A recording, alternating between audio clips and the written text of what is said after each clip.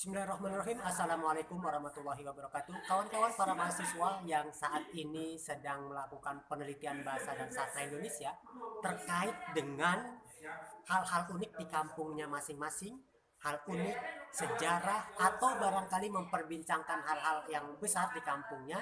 Saya mengucapkan terima kasih, tetap jaga kesehatan dan keselamatan. Kemudian saya memohon kepada Anda semua yang terlibat dalam tugas bahasa Indonesia ini, kerjakan tugasnya dengan sebaik-baiknya.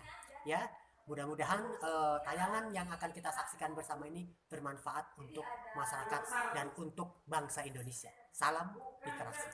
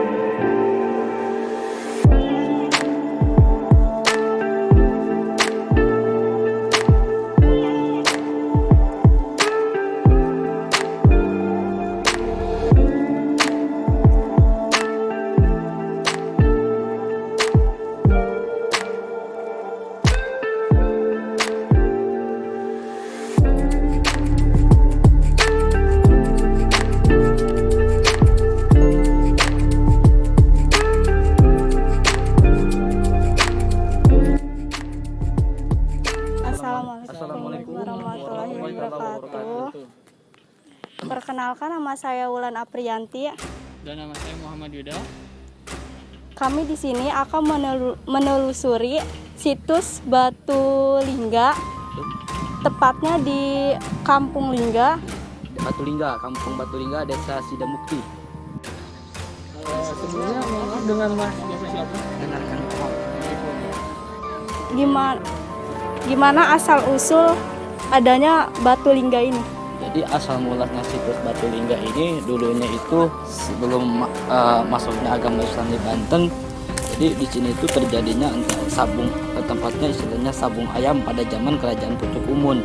Nah, namun setelah masuknya Islam ke Banten, nah kemudian Pangeran Sabrang Lor itu mensyiarkan agama Islam ke wilayah Banten, ya khususnya di wilayah sini gitu kan. Nah, kemudian Pangeran Sabrang Lor itu melihat salah satu daerah, ya khususnya daerah sini, ternyata kegiatannya sabung ayam. Nah, ternyata di sini ada raja yang namanya Raja Pucuk Umun, yaitu penguasa wilayah sini yang kaya dan sakti mandraguna. Nah, bagaimana ini cara beliau menghentikan sabung ayam tersebut karena tidak sesuai dengan syariat Islam, sekaligus istilahnya mensyiarkan agama Islam. Nah, kemudian beliau berpikir. Nah, ternyata bagaimana caranya masuk ke sini? Beliau ikut andil untuk menjadi peserta sabung ayam, namun bertujuan untuk mensyiarkan agama Islam.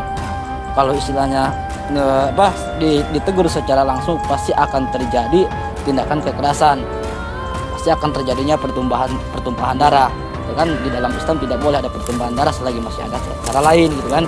Nah, setelah itu, beliau menjadi peserta sabung.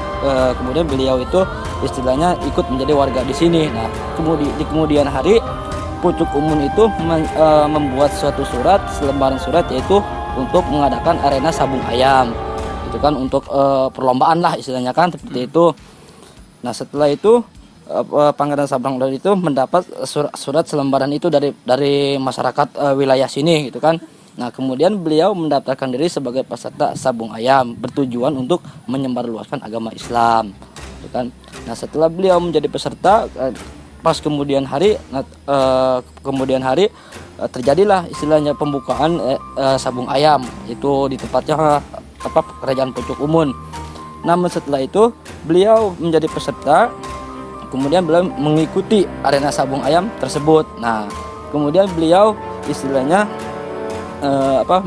menjadi peserta sabung ayam, dan Pucuk Umun memberikan istilahnya suatu hadiah kepada sang pemenang sabung ayam. Barang siapa yang bisa mengalahkan ayam saya akan memberikan berupa hadiah berupa harta karun. Nah, kemudian Pangeran Sabrang Lor itu menerima tantangan Pucuk Umun, melainkan bukan untuk tujuan mencari harta karun, melainkan untuk menyelesaikan sabung ayam ini agar tidak terjadi lagi gitu kan, karena tidak sesuai dengan syariat Islam. Nah, kemudian beliau juga punya tujuan juga untuk menyebarluaskan agama Islam dengan cara istilahnya mengikuti jadi peserta sabung ayam. Nah, kemudian beliau juga mengajukan suatu syarat kepada sang pucuk umun. Apabila mana saya kalah, saya akan menjadi anak buahnya. Apabila saya menang, tolong tinggalkan sabung ayam ini. Kalau tidak, istilahnya kalau tidak masuk agama Islam, gitu kan. Kalau saya menang, gitu kan. Tapi kalau sebaliknya, kalau dia kalah, dia akan menjadi pengikut pucuk umun. Nah, kemudian pucuk umun pun menerima tantangan tersebut, gitu kan. Nah, di sisi lain pucuk umun ternyata dia sakti mandraguna dan licik juga, gitu kan. Ternyata yang dia gunakan juga bukan ayam yang sesungguhnya, melainkan suatu jelmaan jin dari peliharaan pucuk umun. Nah, Pangeran Sabang Lor pun tidak kalah cerdiknya. Dia juga tidak mau melukai istilahnya salah satu binatang, karena di dalam syariat Islam itu tidak boleh ada yang terluka, gitu kan. Nah, beliau juga istilahnya merubah suatu benda pusakanya atau pengawalnya dari makhluk halus menjadi seekor ayam untuk menjadikan ayam aduannya. Nah, kemudian kedua belah pihak menyepakati perjanjian tersebut. Nah, terjadilah sabung ayam antara ayam Pangeran Sabang Lor sama sang pucuk umun. Nah, setelah menyepakati kedua belah pihak tersebut, terjadilah pertempuran yang sangat hebat. Nah, kemenangan tanda-tanda kemenangan mulai terlihat dari pihak pucuk umun, namun melainkan bukan kemenangan tapi kekalahan yang dia dapat, ya kan. Nah, setelah melihat ada tanda-tanda kemenangan, pucuk umun pun bergembira ria karena dia akan mendapatkan istilahnya salah satu anak menjadi pengikutnya, ya kan. Ternyata yang dia dapatkan bukan kemenangan melainkan suatu kekalahan. Nah, setelah itu timbullah kekalahan dari pucuk umun yang dikalahkan oleh ayamnya Pangeran Sabang Lor itu, gitu kan. Nah, setelah kekalahan tiba, pucuk umun tidak menyepakati perjanjian tersebut, gitu kan. Malah dia bersikukuh istilahnya kan untuk pendiriannya kepada anutannya, gitu kan. Nah, jadi setelah sabung ayam tersebut terjadi, pucuk umun melarikan diri dari perjanjian tersebut. Kenapa dia melarikan diri? Karena dia raja yang sakti mandraguna dan kaya raya, dia malu, gitu kan. Makanya dia mengingkari perjanjian tersebut, gitu kan. Dari awalnya perjanjian kalau dia kalah, dia siap meninggalkan sabung ayam dan masuk agama Islam. Nah, tapi ternyata pucuk umun itu mengingkari perjanjian tersebut, gitu. Ya, terus setelah terjadinya sabung ayam itu menangan pihak Pangeran Sabang Lor. Bagi masyarakat yang di sini yang mau masuk agama Islam silakan, yang tidak juga tidak apa-apa, karena di dalam Islam tidak diperbolehkan ada paksaan, melainkan dari hati yang nurani sendiri. Nah, setelah itu masyarakat mulai menilai dengan agamanya masing-masing, gitu, kepercayaannya masing-masing. Oh, ternyata Islam itu indah. Oh, ternyata nah, mulailah satu persatu mereka masuk Islam. Dengan demikian seperti itu. Nah, itulah yang bisa saya sampaikan. Lebih kurangnya mohon maaf apabila saya ada salah. Wabillahi taufiq. Assalamualaikum warahmatullahi wabarakatuh. Ada pertanyaan lagi? Kalau untuk ini kan namanya batu lingga. Iya. Kenapa bisa disebut batu lingga? Ya, karena batu lingga itu istilahnya menyimbolkan salah satu dari rukun Islam. Karena kan beliau itu jumlahnya 5. Jadi batu ini kan 5 menyimbolkan agama Islam, rukun Islam. Jadi Islam itu 1 syahadat, puasa 3 zakat, 4 puasa, 5 munggah haji. Jadi kenapa ada lambangnya 5 seperti ini? Karena dari sini kita ngambilnya dari rukun Islam, seperti itu. Dari tujuhnya juga ngambilnya dari rukun salat.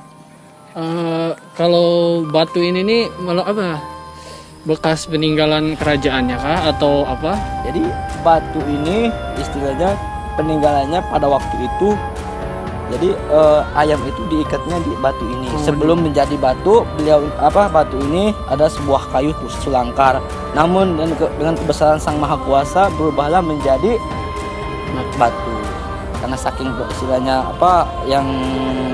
adanya di sini itu tempat syiar Islam, istilahnya sama setingkat wali, ya memang wali kan. Iya.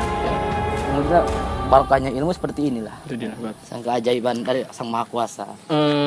Dengar-dengar nih ya dari sosial media. Ya. Katanya di sini ada hal mistis, itu benar. Ya, kalau untuk hal mistis kita tidak bisa pungkiri itu dan kita tidak bisa hindari itu. Setiap peninggalan pasti akan terjadi seperti itu karena kita itu beragam macam sejarah dan budaya gitu kan. Pasti tidak lepas dari itu. Karena awal mulanya sudah seperti itu, pasti terjadinya juga seperti ini lagi gitu kan. Ada mistisnya pasti. Karena berhubung namanya gaib, kita tidak bisa terlihat secara kasat mata, namun mereka melihat kita gitu kan. Tapi kita tidak bisa melihat mereka, itu jelas ada. Pak, untuk perhatian pemerintah terhadap situs Batu Lingga ini bagaimana? Ya alhamdulillah untuk pemerintah Kabupaten Serang ya kalau segini udah maksimal lah. Dari fasilitas jalan, dari tempat ini udah ya alhamdulillah. Dari awalnya istilahnya dari rawat berduri sampai terjadinya seperti ini ya alhamdulillah pemerintah kita udah mulai udah perhatian penuh lah pada situs ini. Terima kasih ya Pak. Ada pesan dari kami. Kawan-kawan, mari kita jaga budaya bersejarah kita agar anak cucu kita atau generasi yang akan datang bisa melihat tempat-tempat bersejarah ini. Tanpa adanya sejarah tidak mungkin adanya kita. Marilah kita jaga tempat bersejarah. Sekian penelusuran dari kami. Kurang lebihnya mohon maaf. Wassalamualaikum warahmatullahi wabarakatuh.